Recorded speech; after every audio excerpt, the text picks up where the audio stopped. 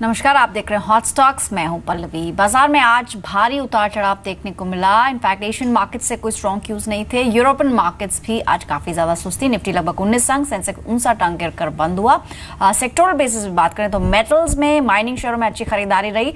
Metal index लगभग 2% आज चढ़कर बंद हुआ। सेल, एनएमडीसी, टाटा स्टील, कोल इंडिया यहाँ पर 3 से 5% की बढ़त देखने को मिली। इनफैक्ट पीएसयू बैंक भी आज अच्छा परफॉर्म कर रहे थे। कैनरा बैंक, पीएनबी, ओबीसी सब में 2% से ज्यादा की तेजी रही। ऑटो शेयरों ने भी आज शानदार रफ्तार पकड़ी। फिर चाहे टीवीएस मोटर की बात करें, हीरो मोटो, मारुति, बजाज ऑटो, यहाँ पर अच्छी तेजी रही। आज इनफैक्ट कल्याणी ग्रुप के शेयर्स भी काफी ज्यादा चर्चा में थे। बीएफ यूटिलिटीज लगभग 13% ऊपर बंद हुआ। बीएफ इन्वेस्ट लगभग 19.5% चढ़कर बंद हुआ। इसके अलावा फार्मा इंडेक्स भी लगभग 0.5% तेजी के साथ बंद हुआ। एज स्टीवंस के अधिग्रहण की खबर के बाद पिरामल एंटरप्राइज के शेयर में अच्छी खासी तेजी रही और शेयर लगभग 4.5% चढ़कर बंद हुआ। आज शुगर शेयरों में और आईटी शेयरों में दबाव दिखा। इनफैक्ट पिछले सेशन में भी हमने कमजोरी देखी थी और आईटी इंडेक्स आज लगभग 0.25% नीचे बंद हुआ। सबसे ज्यादा चलने वाले शेयरों की बात करें तो जुबिलेंट लाइफ, जीलन, Sundaram fastener, Subros, Delta Corp एक कुछ शेयर शामिल हैं। गिरने वालों में Bharat financial, Strides Shasun, JP associate, eClerx जैसे शेयर्स थे। बाजार के कुछ जानकारों से भी हमने बात की। मोतीलाल ओसवाल के ताहिर बादशाह का मानना है कि अगली तिमाही से नतीजे सुधरेंगे। बेहतर मानसून से फेस्टिव सीजन में डिमांड बढ़ेगी और पॉजिटिव ट्रिगर से बाजार में तेजी आएगी।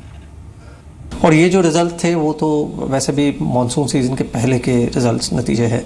तो मुझे लगता है कि जो अंडरलाइंग ट्रेंड है इम्प्रूवमेंट की in terms of business conditions वो ऑलरेडी जारी है और शायद वो आगे जाके और भी ज़्यादा मजबूत होती जाएगी जैसे जैसे हम रूरल इनकम और मॉनसून की जो इम्पैक्ट है उसको हम इकोनॉमी पे उसका इम्पैक्ट जैसे हम देखते जाएंगे। आपने सुना ताहिर बादशाह को। आज के हमारे एक्सपर्ट किरण यादव भी मौजूद हैं। किरण, एक तरह से कॉशियसनेस दिख रही है बाजार के अंदर। क्या यूएस फेड के जो मिनट्स ऑफ मीटिंग आने वाले हैं उसकी वजह से कॉशियस बनी हुई है या फिर आपको लगता है कि वोलेटिलिटी अभी जारी रहेगी? कॉशियसनेस तो बिल्कुल यूएस फेड के मिनट्स ऑफ मीटिंग के वजह से बिल्कुल रही है और उसके वजह से वोलेटिलिटी भी बढ़ती नजर आई है। और ये बेसिकली एक बहुत अच्छी बात है कि वोलेटिलिटी बढ़ रही है। अगर वोलेटिलिटी बढ़ती है तो इसके कारण जो वीक हैंड्स है वो निकल जाएंगे। टेक्निकली कोई वीकनेस दिखाई नहीं दे रही है, तो अगर वीक हैंड निकल जाएंगे तो स्ट्रॉन्गर हैंड्स वो माल ले लेंगे और वापस एक बार आपको तेजी की देखने को मिल जानी चाहिए। ऑन द ब्रॉडर सेंस 8520 से लेके 8700 ये ट्रेडिंग रेंज है। ऑन अ नैरो रेंज एकदम अगर बहुत शॉर्ट टर्म में देखना है तो 8600 और 8670 ये रेंज है। तो कल के सत्र के लिए 8670, 8700 ये एक रेजिस्टेंस जोन रहेगा। वो क्रॉस करने के बाद वापस आपको तेजी देखने को मिल जाएगी। और अगर 8600 के निचले स्तरों पे ब्रेक करता है तो वापस एक बार 8520, 8500 तक जाने की संभावना है। इसके बीच में नो ट्रेडिंग रेंज है। तो मैं कल के सत्र के लिए 8670 के ऊपर तेजी करने की सलाह दूंगा और टारगेट्स के लिए 8780, 8790 के टारगेट्स आपको देखने को मिलने चाहिए। ऑलराइट, हालांकि आज बाजार में हमने जो देखा उनमें 28,000 का जो आंकड़ा है सेंसेक्स ने उसको संभाव मेंटेन किया और निफ्टी 8650 के आज भी नीचे ही क्लोज हुआ लगातार 2 दिन से। लेकिन कल के लिए 8670 के लेवल्स को आप क्लोजली वॉच कर सकते हैं। पहले दर्शक जुड़े हैं हमारे साथ फोन लाइन पर। स्पीच नचिकेता है पुणे से। नमस्कार नचिकेता, गुड इवनिंग। पूछिए कौन सा स्टॉक चुना है आपने? नचिकेता, आप सुन पा रहे? हाँ जी। हाँ नमस्कार सर, अपना सवाल पूछे। हाँ मैडम, मैंने एक हाईटेक गिर के लिए थे 50 शेयर। Hi tech, okay. हाँ, लगभग 318 के प्राइस पे। कितने समय के लिए सर आपने ये चूज किया है जो स्टॉक आप बता रहे हैं? जी, कितने समय के लिए आपने खरीदा है हाईटेक? मैंने तो करीब 1 महीने के लिए खरीदा है। आपने इसके अलावा शायद सन फार्मा पे भी सवाल पूछा है? हाँ जी। आपने इसके अलावा भी किसी स्टॉक पर सवाल पूछना है? हाँ, पूछना है। चलिए, शायद इनकी आवाज उतनी क्लियर नहीं पहुंच पा रही है। इन्होंने सन फार्मा पर भी सवाल पूछा था और हाईटेक पर भी आएंगे, लेकिन पहले सन फार्मा की बात करते हैं। 802 के लेवल्स पे इन्होंने खरीदा हुआ है और आज लगभग 785 के आसपास क्लोजिंग रही है। फार्मा स्टॉक्स को कैसे देख रहे हैं आप और खासतौर पर सन फार्मा कैसी पिक है किरण? सन फार्मा कोई खास रिटर्न ऑन इन्वेस्टमेंट देता नजर नहीं आ रहा है। एक रेंज में ट्रेड करता नजर आएगा। निचले स्तरों में ऑन अ ब्रॉडर सेंस 800 750 और ऑन द हायर साइड 825 इस रेंज में ट्रेड करता नजर आएगा। तो रिटर्न ऑन इन्वेस्टमेंट इन्वेस्टर को नहीं मिलेगा। जहाँ पे सन फार्मा की बात है, अगर लंबे नजरे अगर कोई रखता है तो 850 उसको क्रॉस करना बहुत जरूरी होगा। तो मैं कह रहा हूँ कि अभी निकल जाए, इधर इन्वेस्टमेंट से निकल जाए। अगर 850 के ऊपर चलता है तो एक नया मोमेंटम स्टॉक में देखने को मिल जाएगा, जिसके कारण आपको रिटर्न ऑन इन्वेस्टमेंट बढ़ता नजर आएगा। और हर इन्वेस्टर के लिए ROI सबसे इंपॉर्टेंट होता है। तो अभी के लिए निकल जाए, 850 के ऊपर बाय करने की सलाह होगी, और फिर 950, 1000 ये सब टारगेट्स आपको देखने को मिल जाएंगे, क्योंकि एक ट्रेंड रिवर्सल प्राइस पैटर्न भी देखने को मिल जाएगा। जहां तक हाईटेक गियर की बात है, हाईटेक गियर बेसिकली एक चार्ट पैटर्न अच्छा है। न्यूज में चला था ये स्टॉक, इसके लिए उसने एक बहुत बड़ी छलांग लगाई थी। उसका करेक्टिव रैली मेरे ख्याल से चल रहा है, और मुझे नहीं लगता इधर से बहुत भारी गिरावट आपको नजर आएगी, क्योंकि जो 323 से 290 तक आया है, बिल्कुल थोड़े वॉल्यूम्स के साथ आया है, बहुत कम वॉल्यूम्स के साथ आया है। और हायर जो कंसिस्टेंटली हम जून जुलाई से हम हायर टॉप्स देख रहे हैं। अगर इस ट्रेंड लाइन की वैल्यू देखते हैं तो ट्रेंड लाइन की वैल्यू करंट मार्केट प्राइस के बहुत नजदीक है, तो इधर से बहुत गिरावट नहीं। इधर से इजीली हम वापस एक बार 323 330 के लेवल जाएंगे, और वीकली क्लोज इसके ऊपर आएगा तो बहुत बड़ी अप मूव आपको देखने को मिल जानी चाहिए। तो अच्छा स्टॉक है, होल्ड कीजिएगा। ऑलराइट, तो आपको दोनों स्टॉक्स पर राय दी जा चुकी है, सन फार्मा और साथ ही हाईटेक गैस। अगला सवाल SMS के जरिए ले रहे हैं। ये सवाल इनफैक्ट नचिकेता का है। इन्होंने अशोक लेलैंड पर राय जानना चाह रहे हैं। किरण, इनकी जो बाइंग है 90 के लेवल्स पर है, इनके पास 3600 स्टॉक्स हैं। क्या सलाह रहेगी अशोक लेलैंड पर आपकी? अशोक लेलैंड थोड़ा सा वीकनेस दिखाई दे रहा है, पर बहुत इंपॉर्टेंट लॉन्ग टर्म सपोर्ट्स पे आ चुका है। ये स्टॉक करीबन पिछले करीबन अगस्त सितंबर 2015 यानी एक साल पहले का सपोर्ट लेवल्स है, इनके बहुत करीब है। 84 लेवल है।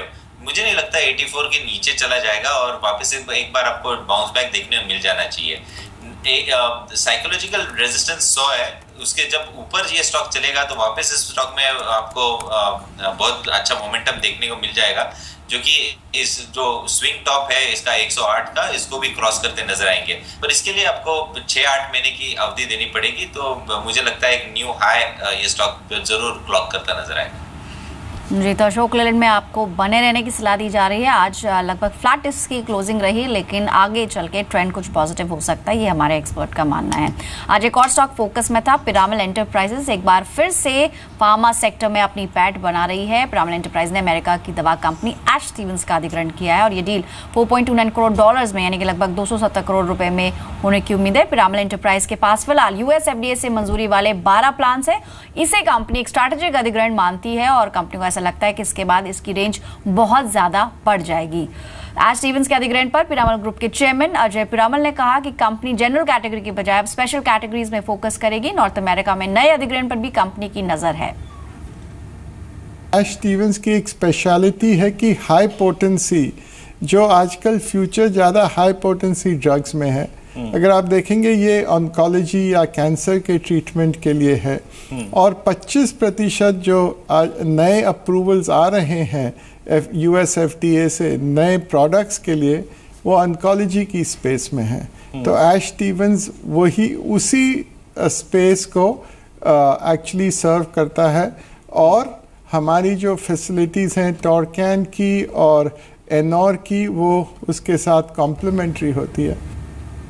जी, तो आपने सुना अजय पिरामल को। इनफैक्ट किरण, जैसा कि कंपनी की तरफ से बयान आया है कि आगे भी नॉर्थ अमेरिका में वो अपना जो कह सकते हैं कि पैठ बढ़ाएंगे, एक्सपेंशन करेंगे, और वहां भी कुछ फर्दर एक्विजिशंस हो सकते हैं। कंपनी के लिए एक पॉजिटिव खबर है, और आज स्टॉक में हमने तेजी भी देखी। पिरामल एंटरप्राइजेस पे आपके अगर कोई सलाह देनी हो, कोई नई पोजीशन बना रहा हो, या फिर जिन्होंने ऑलरेडी इसमें निवेश किया हो, उनको क्या सलाह रहेगी आपकी? इस स्टॉक पे एक डिस्क्लोजर है, हमने इस स्टॉक को करीबन 1000 रुपए के करीब रेकमेंड किया था हमारे लॉन्ग टर्म इन्वेस्टर्स को, और पोर्टफोलियो में भी है। और मेरा मानना है कि इधर से और भी आउट परफॉर्मेंस आपको देखने को जरूर मिलेगा। बहुत अच्छे चार्ट पैटर्न है, और मेरे ख्याल से इधर से ट्रेडिंग स्टॉप लॉस का इस्तेमाल करना चाहिए। अभी बाय करने की सलाह नहीं होगी, क्योंकि रिस्क रिवॉर्ड रेशियो फेवरेबल नहीं है। मेरा मानना है कि इस 1680 के नीचे ये आता हुआ नजर नहीं आ रहा, तो 1650 का stop loss long term investors ने लगाना चाहिए, और इजीली ये 2200 से 2400 के टारगेट्स अगले 3-4 महीने में देखने को मिल जाने चाहिए। ऑलराइट, हालांकि आज ये ऑलमोस्ट डे हाई के आसपास क्लोज हुआ है, तो फिलहाल शायद नई एंट्री के लिए तो बहुत अच्छा ये स्टॉक नहीं होगा, थोड़ा सा आप रुक सकते हैं, थोड़ा करेक्शन का वेट कर सकते हैं। अगले दर्शक है हमारे साथ फोन लाइन पे प्रदीप पटना से जुड़े हैं। गुड इवनिंग प्रदीप, बताइए क्या सवाल है आपका? जी अपना सवाल मेरे पास है शेयर, हमारे पास स्टेट बैंक ऑफ इंडिया का शेयर है जी, तो 240 रुपए के रेट पे हमने लिया है। ठीक है, इसको हम 6 महीना रख सकते हैं, अभी रखें या इसको? आपने सर कितने समय पहले खरीदा था, अगर आप बता पाए? ये बस मुश्किल से 10 दिन हुआ है। ओके, ज्यादा समय नहीं हुआ है और 6 मंथ्स का इनका नजरिया है। इनफैक्ट अगर आज हम सभी पीएसयू बैंक्स की बात करें तो सब में तेजी थी सिवाय एसबीआई के। निफ्टी के जितने भी पीएसयू बैंक्स लिस्टेड है उनमें केवल एसबीआई एक ऐसा काउंटर था जहां पर फ्लैट टू नेगेटिव हमने आज देखा और लगभग आधा % की कमजोरी यहां पर रही। 240 और लेवल्स पे खरीदा है, 246 अभी भी इनके बाइंग से थोड़ा ऊपर चल रहा है, यानी कि मुनाफा हो रहा है इनको लगभग 6 रुपए का। क्या करना चाहिए 6 मंथ्स के हिसाब से, क्या टारगेट्स आप सजेस्ट करेंगे? और इनफैक्ट अगर कोई स्टॉप लॉस इन्हें लगाना हो तो किरण क्या होगा वो? अगर 6 महीने का नजरिया है तो बिल्कुल बने रहना चाहिए। इसका नेक्स्ट टारगेट जो मुझे दिखता है चार्ट के हिसाब से तो 285 287 है, उन लेवल्स तक छूते हुए नजर आएगा मिनिमम। और अगर ये ट्रेड बने रहना चाहिए तो इसमें एक स्टॉप लॉस है 235 का, वो होल्ड बना के रखना चाहिए। 235 के नीचे अगर ये स्टॉक चलता है तो ये जो मेरा टारगेट है वो कैंसिल होता नजर आएगा और इधर से वापस आपको थोड़ा सा स्टॉक नीचे होते हुए देख पाएंगे। तो 235 के जब तक ऊपर है तब तक मेरे टारगेट्स आने चाहिए। ऑलराइट, तो 235 के लेवल पर एक स्टॉप लॉस आप लगा सकते हैं। फिलहाल इसमें बने रहें, जो स्टॉक आपने चुना है काफी अच्छा है। अगला सवाल एसएमएस के जरिए लेते हैं।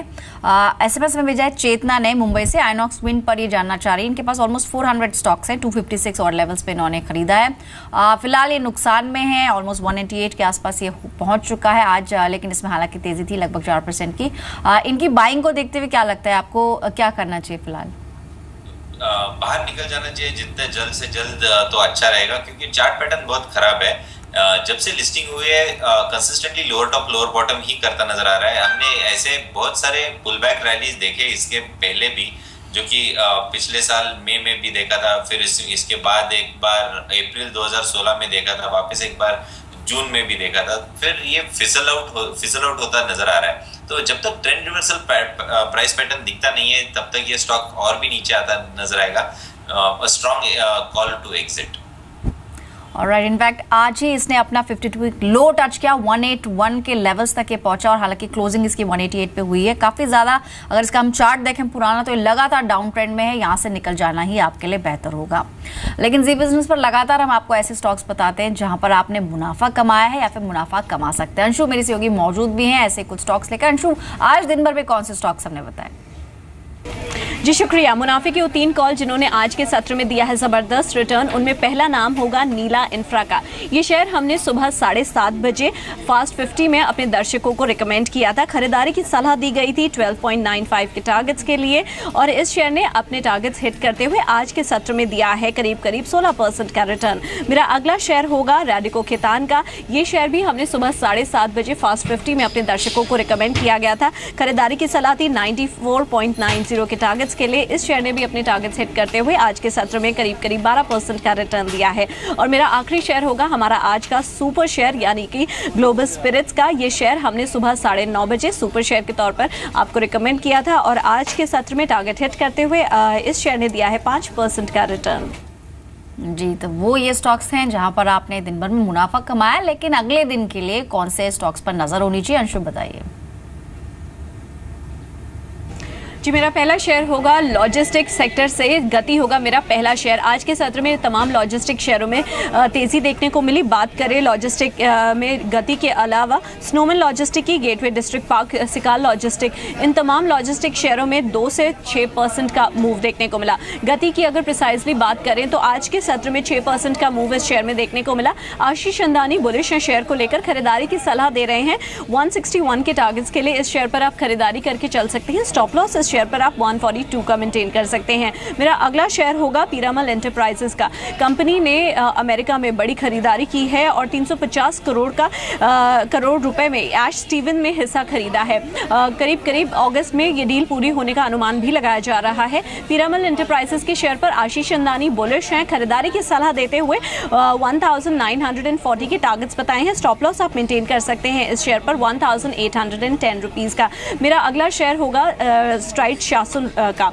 बोर्ड ने एपीआई कारोबार को अलग करने की मंजूरी दे दी है। एपीआई कारोबार के वैल्यूएशन की बात करें तो 712 करोड़ का एपीआई कारोबार का वैल्यूएशन है। साथ ही साथ कंपनी के पहली तिमाही के नतीजे आए हैं जिसमें मुनाफे और आय दोनों में बढ़त दर्ज की गई है। मुनाफे की प्रिसाइसली बात करें तो 10.6 करोड़ से बढ़कर मुनाफा 26 करोड़ हुआ है वाई ऑन वाई बेसिस पर। लेकिन आज के सत्र में टेक्निकल चार्ट्स पर थोड़ा सा दबाव देखने को मिल रहा है और आशीष अंदानी का ऐसा मानना है कि बिकवाली करके चलनी चाहिए। स्टॉप लॉस आप रख सकते हैं 1080 रुपये का, टारगेट आप रख सकते हैं 980 रुपीज़ के। मेरा अगला शेयर होगा बीएफ यूटिलिटीज़ का।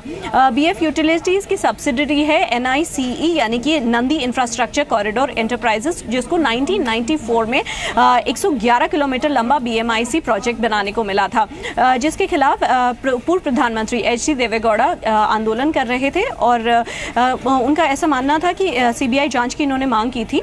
साथ ही साथ किसानों के हित को बचाने के लिए ये आंदोलन किया गया था। फाइनली पूर्व प्रधानमंत्री ने ये आंदोलन वापस ले लिया है और आज के सत्र में कल्याणी ग्रुप के तमाम शेयरों में तेज़ी देखने को मिली। बात करें BF यूटिलिटीज़ के अलावा BF इन्वेस्टमेंट की, भारत फोर्ज की, कल्याणी स्टील की या फिर कल्याणी इन्वेस्ट की, तमाम कल्याणी ग्रुप के शेयरों में आज के सत्र में तेज़ी थी।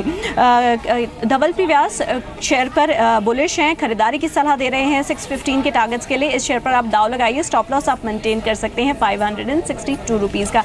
मेरा आखिरी शेयर होगा यूनिटेक का। सुप्रीम कोर्ट ने गुरुग्राम के विस्ता प्रोजेक्ट मामले में यूनिटेक को 5 करोड़ 2 हफ्ते में जमा करने के लिए कहा है। दरअसल होम बायर्स को पोजेशन नहीं देने के चलते सुप्रीम कोर्ट ने यूनिटेक को ये आदेश दिया है। आज के सत्र में चूंकि ज़्यादा तेज़ी नहीं देखने को मिली, टेक्निकल चार्ट्स पर वीक बताया जा रहा है और धवल पी व्यास की सेल ऑन राइज की स्ट्रैटेजी होगी 6 रुपये पर। इस शेयर पर आप बिकवाली करके चल सकते हैं। 6.4 के स्टॉप लॉस इस शेयर पर आप रख सकते हैं, टारगेट आप रख सकते हैं 4.2 रुपीज़ का। ऑलराइट, तो वो 5 स्टॉक्स जहां पर खबरें हैं और खबरों के दम पर आप अपनी रणनीति बना सकते हैं। शुक्रिया अंशु बताने के लिए। इनफैक्ट आज हमने देखा ट्रेंड के अल्कोहल स्टॉक्स में, जिसका अंशु ने जिक्र भी किया, काफी अच्छी तेजी। रैडिको, खेतान की बात करें या फिर ग्लोबल स्पिरिट्स, यहाँ पर 7 से 8% का रिटर्न देखने को मिला। साथ ही कुछ और स्टॉक्स जैसे रविकुमार डिस्टिलरीज, तिलक नगर इंडस्ट्रीज, यहाँ पर भी अच्छा रिटर्न आया है।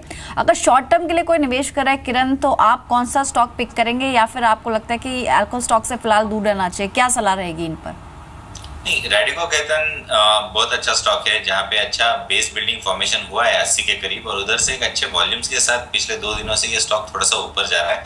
तो इसमें शायद कोई ट्रेंड रिवर्सल प्राइस पैटर्न दिखाई दे और अगर सपोर्ट के नजदीक है तो बाय करने की बिल्कुल सलाह होगी। अगर स्टॉप लॉस 78 का लगाते हैं और अभी भी बाय करते हैं तो मेरा इमीडिएट टारगेट 130 होगा, पर 130 में रिव्यू लेने की सलाह होगी, बेचने की सलाह नहीं होगी। वैसे ही GM ब्रूअरीज की बात करें तो ये भी एक स्टॉक है जहाँ पे आपकी नजर होनी चाहिए। बहुत अच्छा चार्ट पैटर्न है और मेरा मानना है कि इधर से ये भी स्टॉक अच्छा परफॉर्म करता नजर आएगा। पर ये सारा करीबन 6 महीने से 2 साल ये नजरिया रहना चाहिए इन सब स्टॉक्स में अगर निवेश करते हैं जी। तो चलिए 6 महीने से 1 साल का नजरिया आप रख सकते हो। रैडिको खेतान एक अच्छा पिक हो सकता है आपके लिए। अगले दर्शक से बात करते हैं। हमारे साथ फोन पे GJ सिंह जुड़े हैं पटियाला से। गुड इवनिंग मिस्टर सिंह, बताइए क्या सवाल है आपका? मैरिको के 250 शेयर जी, तो मेरे पास पोस्ट प्राइस बनती है वो 300 रुपीज। ठीक है, तो मैं 10% उसकी रिटर्न चाहता हूँ, जहाँ 310-315 रुपए के पास उसको बेचना चाहता हूँ। तो मैं चाहता था कितने टाइम पीरियड में ये मुझे हो सकता है? कितना 315 रुपीज के कितना टाइम लगेगा आने में? ऑलराइट, 315 इनफैक्ट 350 तक के लेवल्स भी ये वॉच कर रहे हैं, चाह रहे हैं कि वहाँ पर आए। इनफैक्ट FMCG में आज थोड़ा दबाव जरूर दिखा, लेकिन पिछले कुछ समय में हमने देखा था अच्छी रैली FMCG स्टॉक्स में आई थी। Marico one of the good companies of FMCG, आपको कैसी लगती है मैरिको? इनफैक्ट इन्होंने जो बाइंग है इनकी उसके ऑलमोस्ट के आसपास ही ये क्लोज हुआ है। आज FMCG में जरूर दबाव था, लेकिन मैरिको ऑलमोस्ट 8% ऊपर क्लोज हुआ है। क्या करना चाहिए इनको फिलहाल, और टारगेट्स जो ये चाह रहे हैं 315 तक के, वो कब तक अचीव हो सकते हैं? 315 टारगेट के लिए अगर कोई 300 में खरीदता है तो मुझे ये अच्छा निवेश पहले तो नहीं लगता। मुझे लगता है कि थोड़े लंबे नजरिए से इन्वेस्टमेंट करना चाहिए। अगर ये स्टॉक को देखते हैं तो अप्रैल 2014 में ये 100 रुपए का हुआ करता था, अभी ये 2 साल में 3 टाइम्स बढ़ चुका है। तो ऐसे स्टॉक्स और भी बढ़ सकते हैं और ऐसे जब तक ये ट्रेंड रिवर्सल नहीं आता तब तक होल्ड करने की सलाह होगी। मुझे लगता है कि इस स्टॉक में बने रहना चाहिए। अगर एफएमसीजी का इंडेक्स भी देखे तो बहुत बुलिश दिखाई दे रहा है और मैरिको उसमें से एक परफॉर्मर है और मुझे लगता है कि ये स्टॉक आउट परफॉर्मेंस जारी रहेगा। तो होल्ड करने की सलाह होगी और करीबन 1-2 साल तक होल्ड कीजिएगा तो उसका रिटर्न ऑन इन्वेस्टमेंट भी बहुत ज्यादा मिलता नजर आएगा। मुझे अभी टारगेट देने की टारगेट नहीं देना चाहता हूँ, पर बहुत बड़े टारगेट्स है। मेरे ख्याल से होल्ड ही रिकमेंडेशन है। इनफैक्ट शायद किरण आप कहना चाह रहे हैं कि लॉन्ग टर्म के लिए इसमें निवेश किया जा सकता है, हमारे को एक अच्छा बेट हो सकता है। फिलहाल आपने अगर लिया है 300 पे तो फिलहाल बने रहने की ही सलाह है। एक बार आईटी काउंटर्स पर भी चर्चा कर लेते हैं। इनफैक्ट कल के सेशन में हमने देखा इन्फोसिस की जो खबर रही आरबीएस के साथ जो प्रोजेक्ट रद्द हुआ उसका असर देखा और तमाम जो आईटी के पैक के जितने बड़े स्टॉक्स हो सकते हैं विप्रो टीसीएस यहाँ पर कमजोरी थी और आज भी वो ट्रेंड हमें दिखा है। लेकिन जो मिड कैप आईटीज है या फिर स्मॉल आईटी कंपनीज है वहाँ पर अच्छी तेजी रही है। फिर चाहे एचसीएल इन्फो की बात करें, लाइकोस या फिर एप्टेक को हम देख रहे हैं यहाँ पर अच्छे रिटर्न्स देखने को मिले हैं। एप्टेक ऑलमोस्ट 5% ऊपर बंद हुआ है, लाइकोस ऑलमोस्ट 9.5% की तेजी रही है। लेकिन जो दिग्गज आईटी कंपनीज हैं यानी उनके शेयरों में आज कमजोरी दिखी है। तो अगर आईटी में किसी को अपना कोई बेट लगाना है, कोई स्पेस बनाना है तो आप कौन सा स्टॉक पिक करेंगे आईटी के अंदर? एक पहला तो स्टॉक एप्टेक ही होगा क्योंकि एक बहुत अच्छी मूव हमने देखी है और एप्टेक की बात करें तो इधर से और भी अपसाइड दिखाई दे रही है। मुझे लगता है कि इधर से इजीली ये स्टॉक करीबन 115-120 लेवल्स अगले 2-3 हफ्ते में देखने को मिल जाएंगे। जिस तरीके के चार्ट पैटर्न है बहुत स्ट्रेंथ दिखाई दे रही है और एक इम्पोर्टेंट रेजिस्टेंस के कगार पे खड़ा है। रेजिस्टेंस करीबन 107-110 लेवल्स पे है। ये एक बार निकल जाए तो इजीली हम 140-145 तक जाते हुए देखेंगे।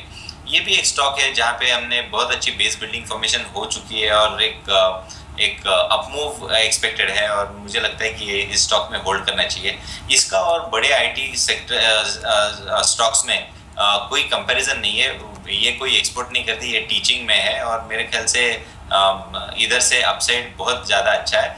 तो एप्टेक में बने रहना चाहिए।